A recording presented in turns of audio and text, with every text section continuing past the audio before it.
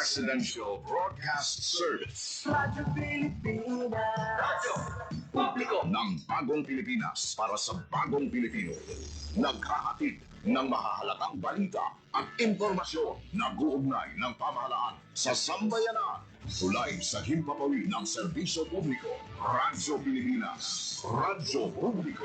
Ang boses ng Pangulo. Sa Iloilo. Radyo Pilipinas. 585 AM. Philippine Standard Time, launag 2 sa hapon. Adlaw-adlaw, Lunes tugtog Biyernes, agdulong sang mga balita. Hitabo, issue kag concern, may kaangtanan sa katilingban, sa kaayuhan, pati na ang sa ikaayong lawas. Halin sa mga concern sa mga bata, sang mga lamharon, nagadinalaga kag nagasinultiro, mga hamtong, professional man o mamumugon, mga tigulang, kabuhi kag paghimakas sang mga ginikanan para sa ila kabataan. Pag-ulikid sang panwa, pagtingob sang magkasimanwa, para sa ikaayo sang ila kahimtangan. Ini ang Balitang Sosyal.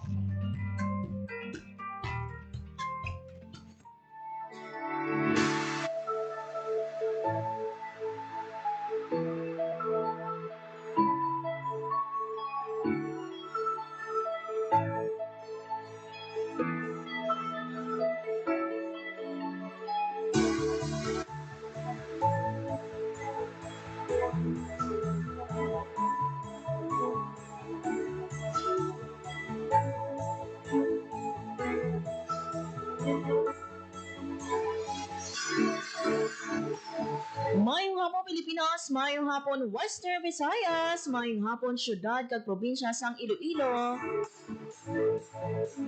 Good afternoon. Isa mga biyan ka mainit nga hapon sa inyong matanan. Mayong hapon sa aton nga mga kautura, sa aton nga mga market vendors, sa mga merkado publiko dili sa syudad sang Iloilo kag probinsya sang Iloilo. And of course, maayong hapon man sa aton nga mga traffic aids.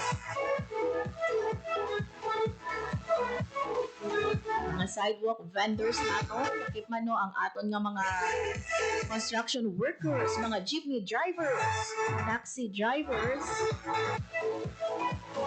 Siyempre, isaman ka mainit nga hapon sa aton nga mga overseas Filipino workers.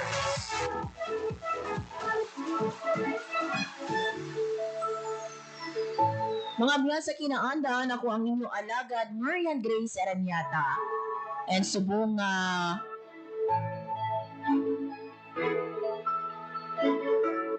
mga biyan nga adlaw sa Huwebes, Enero 8, 2026. Damo-damo kita no nga topiko nga pagpatpaton sa aton nga pagpangalaga diri sa programa Balita Sosyal. Kung ang aton mga abyanong Metro Manila masako na subong sa translasyon 2026, kita diri mga abyano sa Western Visayas or particularly sa probinsya sang Iloilo, may isa ka tawo no sa probinsya sang Iloilo kung sa diino naghahanda naman para sa hiwaton man nga local version sang translasyon 2026. And we are glad mga abyano, bangod kay ina sang aga ginhatagan kita sang kahigayunan nga maka-istorya no kag maka-share man sang ilang debosyon sa Black Nazarene ang ining pamilya. So gani later on bantayan ninyo mga abyan ang akon man na interview no sa isa ka pamilya dira sa Banwa sang Santa Barbara, Iloilo. Particularly mga abyan no kanday retired Judge Erlinda Sendino o retired Judge Erlinda Sendino Terso na upo diri mga abyan no ang iyang magulang, ang pinanila ka magulang nga babae si Bernadita kag ang ilaman nga hinablos nga nagpauli gid mga abyan diri sa aton sa Pilipinas para lang magpakita sang iyang suporta para nga magbulig no sa sini nga niwaton man nga prosesyon dira no sa simbahan sang Santa Barbara, Iloilo. So later on ipabati ko mga abyan sa inyo no ang istorya no sang sini nga debosyon sang magpamilya kag ano bala no anong istorya anong reason diri no nga ginpadayon sang third generation and fourth generation ang iniman nga debosyon.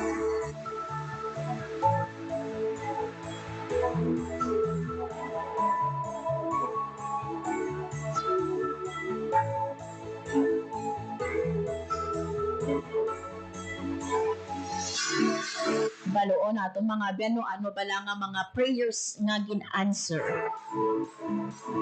sa siniman nga pamilya kag syempre no sa mga maupod naton nga mga kauturan sa hiwato no nga Feast of the Black Nazarene nga procession dira sa Santa Barbara. Baloon naton anong oras bala no ang misa kag ang procession. Istoryahan naman mga abyan sa aton nga pagpangalagad subong nga hapon ang natuloy na sa paghatag sang family food para sa mga naapektuhan naman sang Sherline sa Banwa sang Concepcion. Naging panapos sang DSWD Region 6. Kag sa mga kauturan nato nung excited na for our Dinagyang Festival. May ara mga abyan nga panugyan ng ato nga Iloilo City Traffic and Transportation Management Office sa mga tag-iya sang salak. But for the meantime no magakuha kita anay sang pinaka-latest nga lakat sang panahon kaupod man ang ato nga Pag-asa Iloilo. Radyo Pilipinas. Weather. Sa atong piyakaninya si Ma'am Lenore Silvestre sang DOST Pag-asa Iloilo. Hello Ma'am Lenore, maayong hapon sa imo. Hi, hello everyone. Mayong hapon. Muna ang ating latest weather update para sa buong adlaw sa Thursday, January 8, 2026. Shearline nag-aapekto sa may southern Luzon. Northeast monsoon nag-aapekto sa nabiling nga bayan sa Luzon, kag easterlies nag-aapekto sa nabiling nga bayan sa Pungsod. Dili naman sa Western Visayas, mag-experience ka ta sa mabalugal umon, tugtumagal umon na kalangatan, kung may mga chances sa mga isolated na pag-ulan, pangalat kag panagoob, labi na git sa hapon kagagabihon tugas ang easterlies. Nakasarangan tugtog makusog naman ang hangin natin nga magahalin sa direksyon northeast nga mga dalasang makasarangan tugtog mabalod nga kadagatan.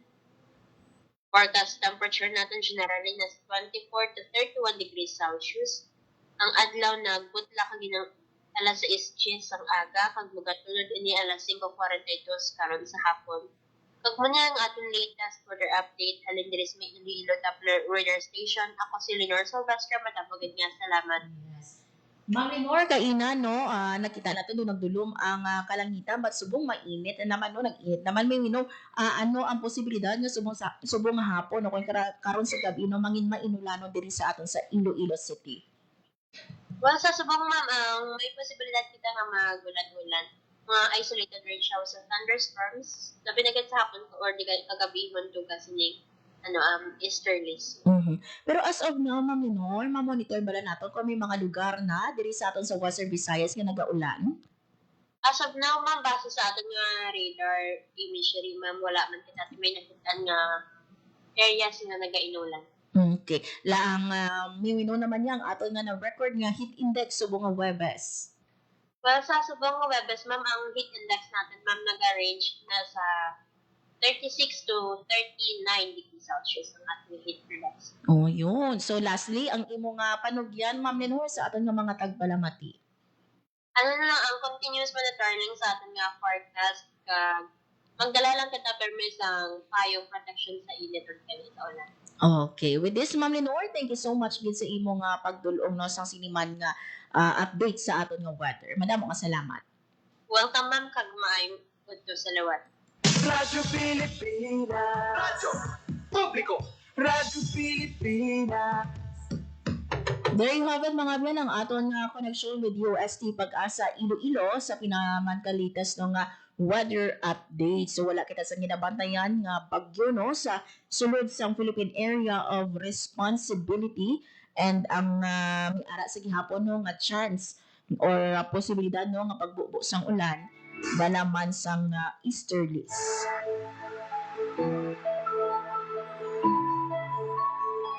By the way, mga ben, ang aton nga pag-asa, nagapahanomdom no sa publiko. Natuhoy no sa mga unauthorized nga mga individuals nga nagapakilala bilang opisyal sang ahensya kag nagasulisit sang kwarta para kuno sa isa ka foundation.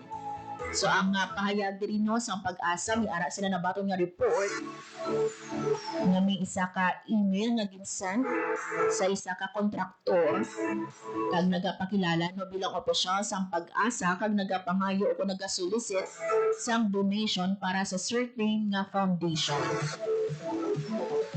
Pahayag diri sa pag-asa, wala nila ginatolerate ang inino nga buluhaton kag ginadetest ang anuman nga misrepresentation. So kung kamo no, nakabatong man kamo dira sa request, kakareho sini nahayo sa pag-asa nga mag-email o kung mag-call para nga i-report no ang iniman nga insidente sa Pag-asa Public Information Unit o kung mag-email sa information@pagasa.dost.gov.ph. Uliwato nato na ang email address information@pagasa.dost.gov.ph. Importante gino nga ma-verify ang ini nga mga information, especially no if it involves mga money. Kabay pa no nga sa subong nga 2026, mangin maalam na kita, mangin aware na kita sa mga scam no nga ginaobra sang mga nagapanunto. Subong nga panahon no, hindi lang mga disinformation o misinformation ang dapat nga mangin aware kita, kinahanglan no nga mangin aware man kita, especially kung may nagasend sa aton dira nga link, base bala mapindutan ninyo ini and later on no, mabiktima ka mo sa online scam.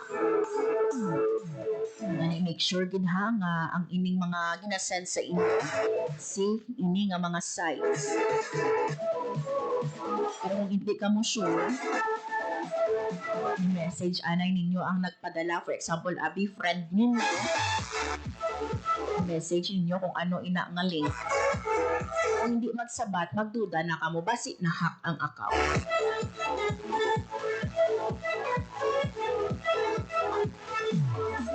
Philippine Standard Time, launa 14 sa hapon. Mga biyan sa atin nga pagbalik. Para istoryahan na ang hiwato no nga prosesyon sa Black Nazarene dira sa Santa Barbara, Iloilo. Nalabot natin mga beno ang pamilya nga nagapanguna sa siniman nga debosyon kung sa diino ang imahe sa Black Nazarene amo ang gamiton sa prosesyon dira sa banwa sang Santa Barbara sa January 9. Ibaloon natin no ang istorya sa likod sa siniman nga debosyon nga abalanogin na padayon sang 3rd and 4th generation. They have a choice no nga hindi na magpadayon. And you know mga abyan no, ang pagprosesyon no kung may imahe ka mo sang santo, hindi lango-lango niya nga gasto ang kinahanglan no para lang mapatigayo ng isa ka prosesyon. Speaking from experience no, though hindi enough ang 5,000 o kung 10,000, especially ha kung gusto ninyo na mangin presentable man ang itsura no sang imahe. So, galing ibaluon natin mga abyan no ang the reason behind sa pagpadayon sa siniman nga debosyon sa pamilya Sumagaysay o Sendino family wala sa banwa sang Santa Barbara. At iba pagid naton nga mga balita no in live sa dinagyang festival aton man pagapatpaton sa pagbalik sa programa Balita Sosyal. This is a public service announcement. Discipline is the key. Umiwas sa aksidente sa daan. Ang pagmamaneho ay may kaakibat na responsibilidad, hindi basta mapaandar lang ang sasakyan. Kilatisin ang sarili. Ang kahandaan sa manibela. Siguruhin inyong konsentrasyon ay hindi magagambala. Importante rin na ating laging isipin, init ng ulo ay huwag pairalin. Bagkus, kaligtasan ng lahat ang siyang dapat unahin. Isang mahalagang paalala mula sa Presidential Broadcast Service at Radyo Pilipinas, Radyo Publiko, 738. This is a public service announcement Public service announcement. from PBS, Presidential Broadcast Service at Radyo Pilipinas, Radyo Publiko, 738. Time to celebrate kulturang Pinoy. Tradisyon, musika, sining, literatura, at iba pa. Anything and everything fun and Filipino. Ito ang Pinoy Kultura. Alam mo ba kung ano ang mambabato? Think about the tap, tap, tap of the bamboo stick on a thorn to draw a symbol on someone's arm. This is the traditional Kalinga art of tattooing, performed and kept alive by traditional tattoo artist Wangod Ogay, also known as Maria Ogay from Buscalan, Tinglayan, Kalinga. Wikipedia says Wangod is the Philippines' oldest mambabato at 105 years old now. Sarah Barnes honors Wangod in My Modern Metro, telling Wangod's story as an apprentice at 15. Breaking the norm, learning the mambabatok tradition that used to be taught only to men. The art began with the indigenous Butbut warriors, headhunters, who got tattoos with special meaning, usually after a kill. But for women, the art portrayed standards of beauty. Wangod recalls her friends covering her arms and legs with tattoos she still wears proudly. She mixes her ink from pine soot and water and has hand-tapped tattoos on bodies of people from all over the world. Wangod inks a design that carries symbolic meanings specific to the Mambabatok culture. Thousands come to make the long journey to get inked by Wangod. Discovery Channel featured her and her art in 2007 on Tattoo Hunter, bringing Kalinga art to a global audience. The National Commission for Culture and the Arts honored her with the prestigious Dangal ng Haraya Award in 2018. She was also nominated for the National Living Treasures Award. Yan ang Pinoy Kultura because our culture is cool. Sana'y tinaki ng mga magulang kong maipanganak akong malusog. Kumain si nanay ng may sustansyang vitamin A panlaban sa impeksyon, para din sa mata, balat, bumbunan at mga buto. Iron, pagpaburi ng dugo at muscles. Ayodin, pag-iwas sa komplikasyon at pagiging abnormal. Importante din ang check-up kay doktor kasi healthy nanay, ganda buhay.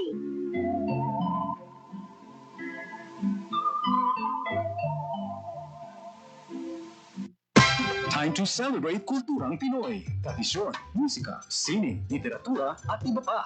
Anything and everything fun and Filipino. Ito ang Pinoy Kultura. Iba ang musikang Pilipino, or more popularly known as OPM. May OPM na makabago.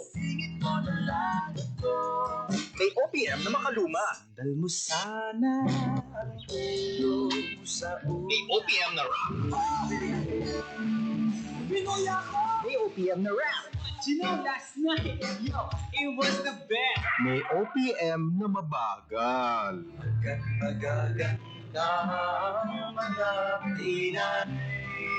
May OPM na mabilis.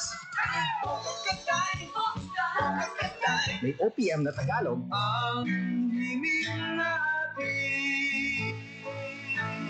May OPM na English. Bahagi ng ating kultura, noon, ngayon, at magpakailanman. Anumang OPM ang hanap mo, isa lang ang masasabi ko.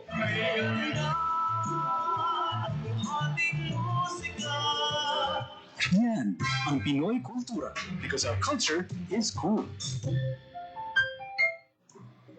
Philippine Standard Time na una 20 sa hapon. Sa gihapon mga binagapamati ka mo sa programa Balita Sosyal. Radyo Pilipinas. Radyo Publiko. Radyo Pilipinas.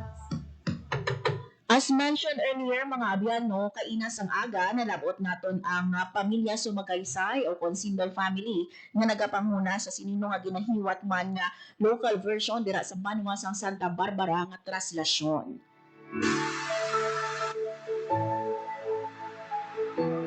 And we are glad mga abyano, bagod nga ti sila mismo no nagpasugot nga makita naton personal ang imahe nung ni or ang imahe sang Black Nazarene nga amo ini ang iga-prosesyon tomorrow, January 9. So na istorya naton kay ina sa retired Judge Erlinda Sindol o kung Sindino Torsol.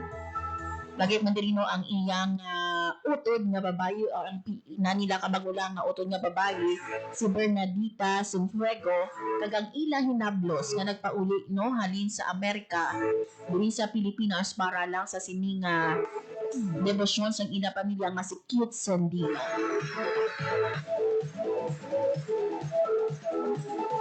Nakasaysayan mga abeno para sa ilang nga pamilya ang subong nga tuig nga translasyon bakungod nga inina ang ika-50 nga tuig halin sa 1976 sa nag-abot no ang imahe sang Black Nazarene sa ilang nga pamilya. So halin pa ini sa ilaya nga mga tiya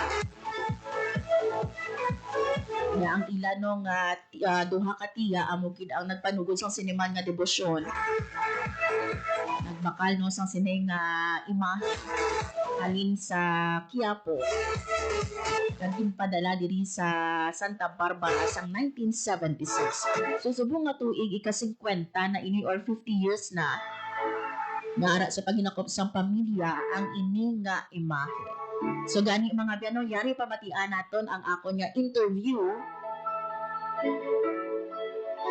kanay retired Judge Erlinda Sandino Torsol, Ma'am Bernadita Sinfuego kag kay Sir Keith Sendeno.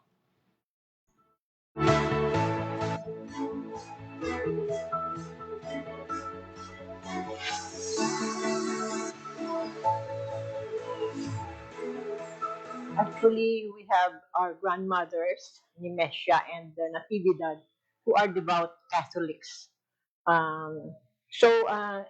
In their efforts, we were able to have this Jesus Nazareno with the help of Nung Iping Magalyon, who was then working in Manila. So this image was shipped, and we received this last 1976. So it's now 50 years with the family.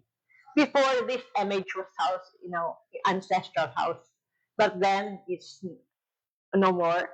And so the eldest of the family has the Jesus Nazareno.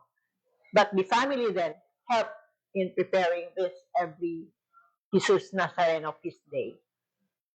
Anong mga ato ng mga gains or anong ato ng mga na-receive na mga favors for being a devotee ni Jesus Nazareno?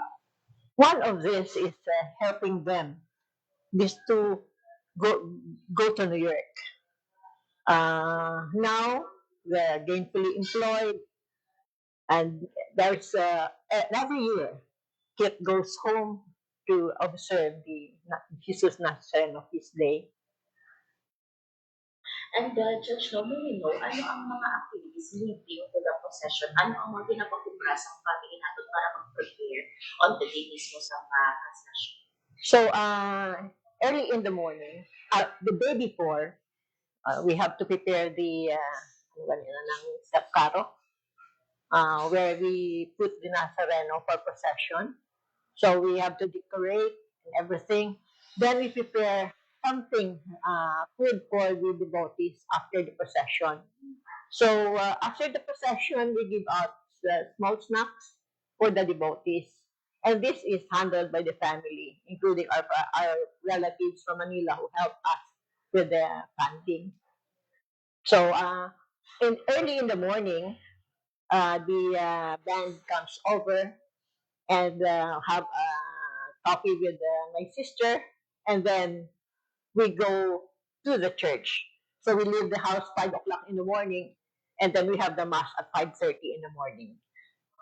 Just makita natin sa Manila ang procession, madamo ang nag-procession at iba naghahabol ni sa mga babae nila dito sa tawag diri sa aton sa Santa Barbara. Ano ang senaryo natin diri during sa aton procession?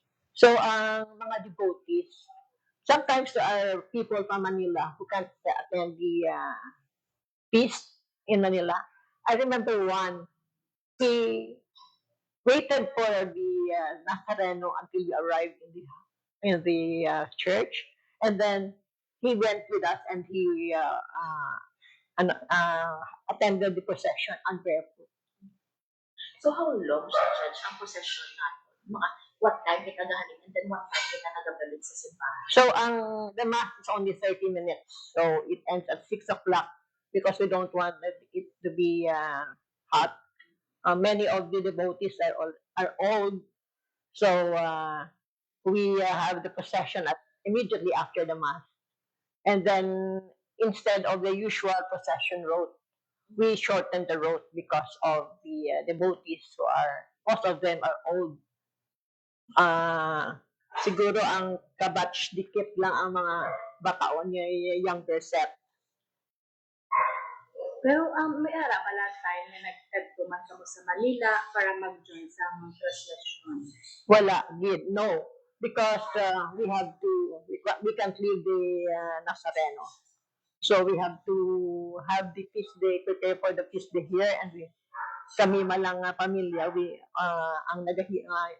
kaming pamilya lang ang nagpe-prepare niyan. So hindi namin pwedeng iwanan. So ang ano lang namin, every time we go to Manila, we make it a point to go to Quiapo Church to visit Jesus Nazareno. We understand, Judge, nga ang inyong image halingid ni sa Quiapo and then it was brought by your grandparents dito sa Iloilo. It was brought through the help of our friend in Manila. So I don't know because 1976 can you remember how this was brought? I think the shift by nung iping. And then they got the MH boat. So our grandmother make the arrangement with the Magalyon, and then this was brought in. But what the devotion to Nazareno? Because Iloilo is known for Santo Niño and Mama Mary. But why Jesus Nazareno? Maybe it's from the heart. I don't know, but in their case, they grew up in our ancestral house. So from the time we love the Nazareno, and everything. If we have problems, it's Jesus. It's Jesus Nazareno. I remember my sister fell and she had a hip injury, and then she was scheduled for operation that day. But with the help of our prayers in Jesus Nazareno, it was discovered that there was an embolism. So if the operation got through, then it was dangerous for her. So there was no operation performed until such time that embolism was cured and she has the operation. You see she's now limping. It's because of the operation, the hips niya. So it's a miracle. Yes, it's a miracle. It's always a miracle. We have trials in the family. We have lots of trials, but we were able to handle it because of our devotion to Jesus Nazareno. Get? Mm-hmm. Sir, kasi ikaw pwede ka ma-share, sir, personally, ano ang ginhawa o kumbaga ano ang sa inyong life since ang bata ikaw, manang hindi na ikaw? Oo, since ang gamay kami balaan, pagbugtaw na mo na may isa kami nakarong nga di na sa ginabutang. So kung magkadto kada musubok tayo magya ko na kumahalig sa akong kwarto makita mo na sa makapot ka na siya or something tapos simple dala kami nakatuon na tawag magpangamuyo ka ambala sang lula naman adto ka mo to anay mapangamuyo ka mo to ma-pray ka or something or hayo pa siya sang bulig. So ang pinaka-first kid siya nga saint na na-encounter mo since ang gamay mo is si Oh, siya yung una naming siya sa malayo ancestral. So baka sabihin natin na siya yung una naming nakita na need to pray for him. So, if you could remember, ano ang mga ginapangayo sa una sa gamay mo? Nakatuhan? O kadamo, hindi ko na mahambal. Hindi ko na masabi, hindi ko na maisa-isa lahat. Basta ang dami na. So, you are now working sa New York and nagapulit din ikaw dito sa atin sa Iloilo. Oo. Amo na mga miracle nga hindi ko mapatiyan. Imbis ay hindi ka kapuli, pero ginatagan ka chance nga makapuli ka. Ay, so, kamudlay man makuha sa bakasyon mo. So, every time, gaas lang po sa prayers na hopefully, yatag sa ako ng bakasyon na. So this is one way na ang devotion to Jesus Nazareno is one way of keeping the family intact. That's right. Diba kayo nag-examine sila, nagpapalit sila. So we were able to maintain peace in the family because of Jesus Nazareno. So every time everybody is here na mag-help na ma-push through ining peace ni Jesus Nazareno. So ikaw 50th year na Oo. since nag-abot siya diri sa Santa Barbara. Anong feeling for that very long time na tigayon ninyo nga ma-keep ang inyong tradition, ang inyong devotion? Happy gid kami to celebrate this. As a matter of fact, ang isa ka yung inang bata niya, nag-abot man from Texas just to celebrate this 50th Feast of the Nazareno. Ang ibante hindi pwede kaya gid so maano lang sila sa Gudeo buwas ko nag-misa kag procession. But Judge, you mentioned na almost sa aton ng mga devotees, medyo may edad na. How do we encourage ang mga younger generation? Like, kasi in Manila, damo ang mga younger generation na nag-upod. How about diri sa Iloilo? Ang na-notice ko, mga ka-age na lang siguro kag mga mga tritigulang nga may devotion kay Jesus Nazareno. The other young ones, mga elementary, I don't notice them and during the procession or in the mass. Because it's early 5:30 in the morning, Friday is class day. So wala sila. There you have it mga bino ang first part sa ating nga interview with Ma'am Bernardita Sinfuego, retired Judge Erlinda Terso, kag kay Sir Keith Sandino ang ating nga devotees and image honors no sang Black Nazarene dira sa Banwa sang Santa Barbara, Iloilo. Ari no, continuation sa aton nga interview no diri no gipakita sa sining no nga interview gipakita naman no ang first gid or ang bayo nga ginsuksok no sang sini nga imahe halin no sang nag-abot ini siya diri sa aton sa Santa Barbara kag ang mga bayo na subong nga ginapasuksok sa aton man nga Black Nazarene dira sa Santa Barbara. Ari mga beno ibalik nato ang aton man nga interview or padayon nato ang aton nga interview kanday retired Judge Erlinda Sandino Torsoy, Ma'am Bernardita Sinfuego, kag kay Sir Keith Sandino. Do you think is the best strategy to encourage the younger generation to also maging devotees sa Nazareno? Maybe that's why Pierre was insisting that we go on radio and social media so that the young ones will be able to appreciate and know Jesus Nazareno by heart. Joshua, ara kita pagbago sa celebration or additional na mga activities or programs in line with the 50th nato na sa pagtulong or ang ato na translation. Ano ang tumibag po na ang sa 50th nato na celebration. May program na or whatsoever. Wala na. And we don't have because after the procession, everybody goes to work. Oo. Tapos na, wala na, I have finished our task of for Jesus Nazareno.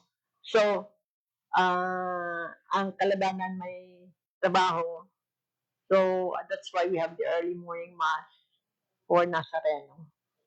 Ma'am, I'd like to ask, being the eldest, nagindaan sa mga ko ang responsibilidad, nga, hindi lang wala akong inino ang aton nga pag-prepare, ang aton nga gasto. So, how does it feel na ikaw ang indaan sa mga ko ang responsibilidad to continue this legacy sa inyong family? Happy to mag-share what we have. We usually, what we have, we give. Since it's a big task sa imo, ma'am, na you were tasked by your siblings, tasked by the family, to take care of the image. daw ano kada po siya nga responsibility on your part. Ikaw ang mag-take care sa inyo. Kami, when we are neighbors, so my sister comes around. They come and say hello to the Nazarene. So everybody who comes around visits the Nazarene. Everybody helps. Everybody. Financially and labor. We are the only ones. We are only the ones who decorates the carol. So nagagamit ang pula, flower. Yes, a lot. So it's my sister now in Central Market to buy the flowers for so that today, this afternoon, we can finish the arrangement. So kanya-kanyang task. Yes. Who's task to prepare sa iyang dress? Ikaw nga ang task na mag-prepare sa dress. So ano ang unique sa subong year? Ano ang tsura sa aton nga panapton sa aton Jesus na sa Pagwaon. Lisiano ganito.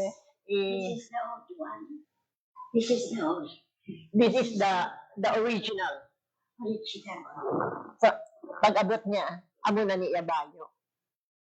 So, wala gini maano na ginahang na mo ni sa hanger. Nag-ano na gani ang ini gold thread ni siya Ini na. So hali ba ni siya man sa Quiapo ang original? Oo, amo na ni ang bayo niya pag-abot niya. Actually, na islang naman siguro ang lace sa babaw. And when ka mo nag-start mga nagpailis ang ilang bayo or every how many years? Di man every year kay constant o lang may kwarta. So, ako is very prepared dito have him nga amo ni pa-wear sa iya pero kayo daw bakit mabisi na kay adugay-dugay na 50 years na. Pero wala di siya dahil ma-in-in. Wala pa siya in-in. Amo lang nasuyin ko sa imo nga mga nakita na mo na mga gunting na di nga hindi ko na makita. Ang mga ginagunting nga nilang ano kagpapi ang iya buhok. Na. Tapos ang last namon nga ginbakal sang akon nga nephew. My nephew was a devout Jesus Nazareno devotee.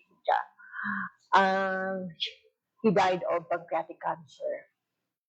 Before he died, ginbilin na gid nga baklan si Jesus Nazareno sang amo ni nga bayo.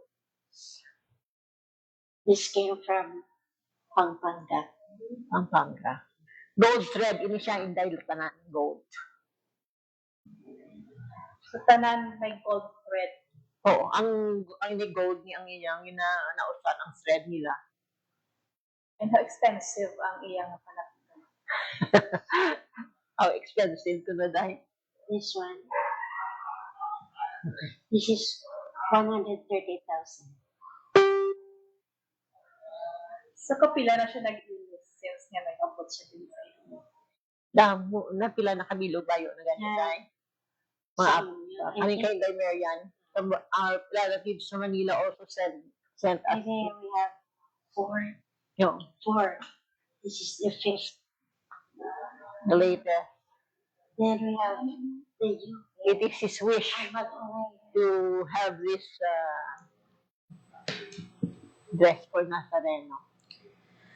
So, there you have it, mga abiyano, ang second portion ng ating interview with retired Judge Erlinda Sandino Torsol, Ma'am Bernardita Sinfuego, kag kay Sir Kit Sandino, no, ang mga devotees and at the same time, no, ang image owners sang Black Nazarene dira sa Banwa sang Santa Barbara. Radyo Pilipinas. Radyo Publiko. Radyo Pilipinas. So, nabatian mga abiyano ang panaysayon sa siniman nga pamilya. According sa ila, no, it is year 1976 ang nag-abot diri no sa ilang pamilya ang emahe halin ini sa Quiapo. Kag nakita dito kaina no ang original nga bayo sang siniman nga Black Nazarene nga ginsuksok no. Pero according sa family, miara na or nakapaubra na sang another paging nga apat nga bayo sa image sang Black Nazarene. Kag nabatian man mga abyan no, according sa ila, madamo na nga mga blessings no ang nag-abot sa ila nga pamilya. Kaya inatogin share no ni Judge Tersol na ang iya nga magulang nga babayi nahulog ini siya no kag nagka-hip injury. She was scheduled no para sa isa ka operation pero according kay Judge no wala na dayon nagilayon ang iniman nilang pagpa-opera sa ilang nga magulang bangod nga natukiban ni ara sa embolism and kung nadayon no ang operation please go para sa ilang magulang. So una anay no gin treat and at the same time na pagtapos na tigto kag nagpaidalom sa operation. Kagin share man kay ina mga biano ni retired Judge Tursol na isa sa iya no nga ginpangamuyo sa Black Nazarene. Nga makapasar ang iya nga duha ka bata sa bar examinations. Madumduman mga biano na interview naton diri ang isa sa iyang bata nga nakapasar si Attorney Robs Perry kag ang utol sinino nga si Attorney Genevieve Teresol duha ini sila nakapasar sa 2020 kag 2021 na bar examinations. So according to the key judge no antis ang bar examination yung pangamuyuan gid niya sa Black Nazarene nga ubayan gid ang iya nga bata kag wala man siya napaslawan bago niya tigin grant no ang iya nga pangamuyo. And according man sa iya ini man no ang ilang nga debosyon ang rason kung nga asa gihapon intact ang ila pamilya nagaintindihanay kag suno gani sa iya no wala pa sang mga mayor nga mga pagbaisay nga natabo sa ilang nga pamilya. That is because that they continue to pray sa Black Nazarene. Ari mga biano ipa-appear naman sa screen subong ang schedule no sang misa and at the same time ang prosesyon nga hiwaton dira sa Banwasang Santa Barbara.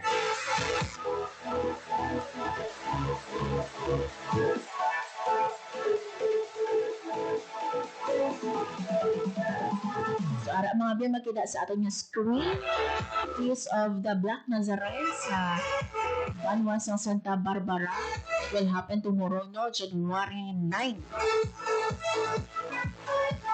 Di ara nga hiwaton nga misa sa Santa Barbara Parish Church at 5:30 a.m.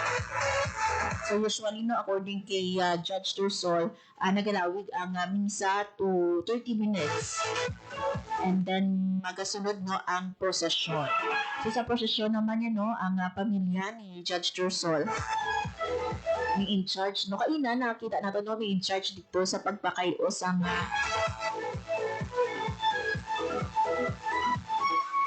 mga suga, sangkaro,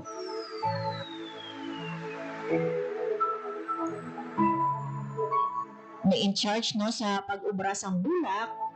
So kumbaga according kay Judge no tanan gid nila yang pamilya nagatingog especially sa bunga hapon no para matapos ang pag-decorate sang ilaman nga karo. So ara mga gininawa pakita namon sa inyo no ang iniman nga pag witness namon kay ina no pag preparar sang ilang nga karo nga paggagamiton sa ari amon no diri itungtong ang Black Nazarene.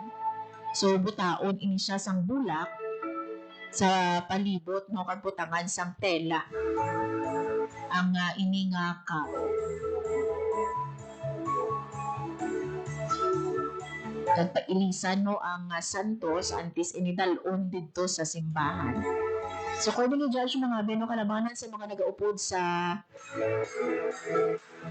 prosesyon mga tigulang. So grabe gino ang iyang encouragement man especially no sa mga unang tubo nga mag-upod no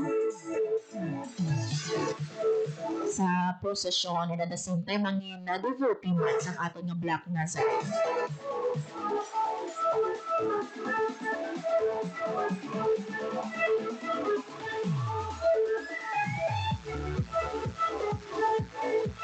So, kabay pa no sa mga kauturan natin dira sa Banwasang Santa Barbara. Tomorrow sa liwata 5:30 a.m. ang misa liwaton sa Santa Barbara Parish Church nga pagasundan sa mga prosesyon. And by the way, mga biyan na kahapon, yung pagwa no ang resulta,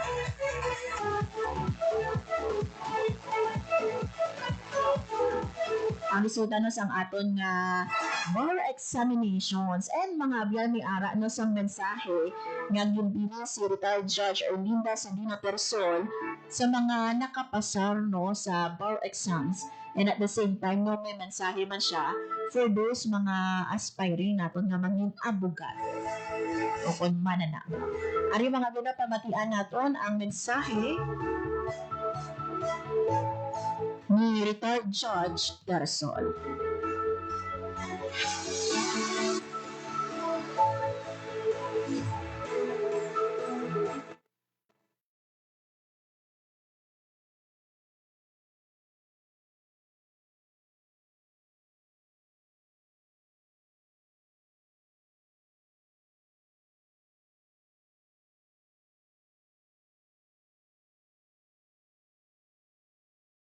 Ano nga technical issue.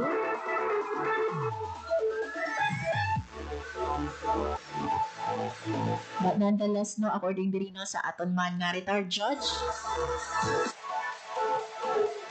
sa mga lawyers natin no, kabay pa nga mangin fair ka mo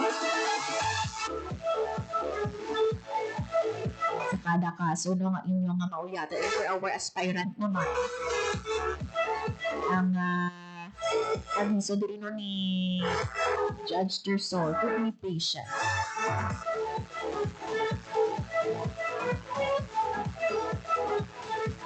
And syempre nagpanabot man sa congratulations ang aton nga retired judge. Grabe na nakita natin ang nanging performance ang aton nga mga schools nga, mga law schools no, diri sa aton sa Western Visayas.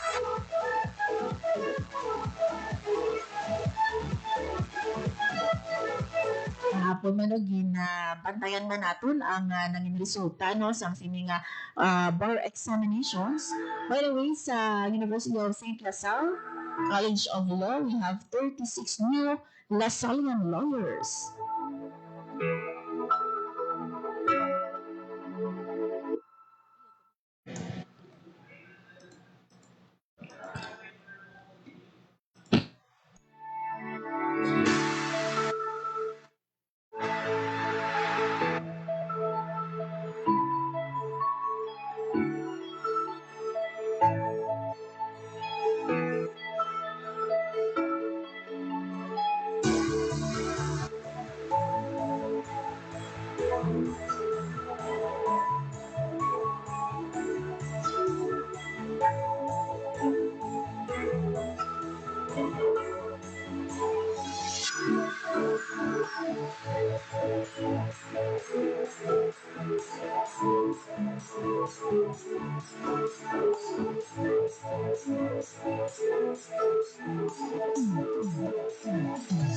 So, congratulations no sa aton ng mga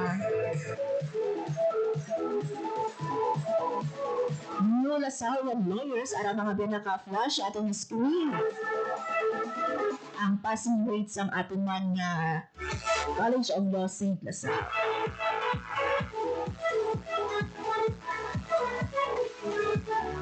Philippine Standard Time na una 41 sa hapon. Wala na kita mga binabiling na oras sa ating nga pagpanglagat. Thank you so much sa inyong nga pagtutok subang hapon. And once again, thank you so much sa ating mga na-interview kaina sa retired Judge Erlinda Sandino Persol, Ma'am Bernardita Sanfreco, kay Sir Keith Sandino. Thank you so much na sa pag-open sa inyong mga balay no, para nga maka-interview kita kag makita natin personal ang Black Nazarene. Thank you man sa mga akong katuwang technical sa studio, Engineer Roy Luwica Ipang kag sa among transmitter, Sir Jeffrey Bitita. Mga biyan, no, unfortunately, wala na kita sa nabiling nga oras ang ibang paginaton nga pagpatpat sa ibang nga mga balita, bantayan sa atong ibang pagin nga local programs. Ako na lang din mga biyan si Mernan Grace Arañata kag ini ang Balita Sosyal. Ang inyong tulay sa himpapawid ng serbisyo publiko, ang Presidential Broadcast Service, Radyo Pilipinas, Radyo Publiko.